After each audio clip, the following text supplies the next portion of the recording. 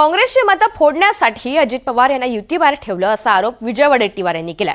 महानगरपालिका निवडणुकीमध्ये भाजप सेना युतीमधून अजित पवार यांना बाहेर ठेवलं गेलं, हे मुद्दाम करण्यात आलं। काँग्रेसच्या मतांचं विभाजन व्हावं या हेतूनं अजित पवार यांना निवडणुकीमध्ये बाहेर ठेवण्यात आलं असा आरोप काँग्रेस नेते विजय वडेट्टीवार यांनी केला।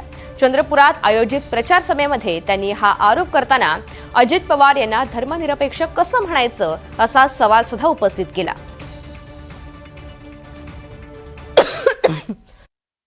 सत्तेमध्ये एकत्र इथे युती केले, पण घड्याळ सोबत घेतले नाही।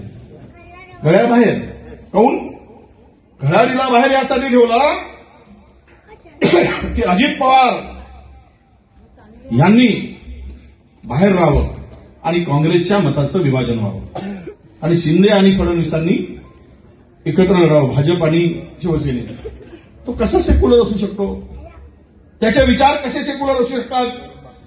अजित पवारांचे, त्यांच्या राष्ट्रवादीचे विचार कसे सेक्युलर असू शकतात? ते विचार शिवाजी महाराज, बाबासाहेब आंबेडकर, शाहू महाराज यांच्या विचाराचं होऊ शकत नाही, कारण धर्मांध शक्तीबरोबर त्याने हातमिळवणी केली आहे।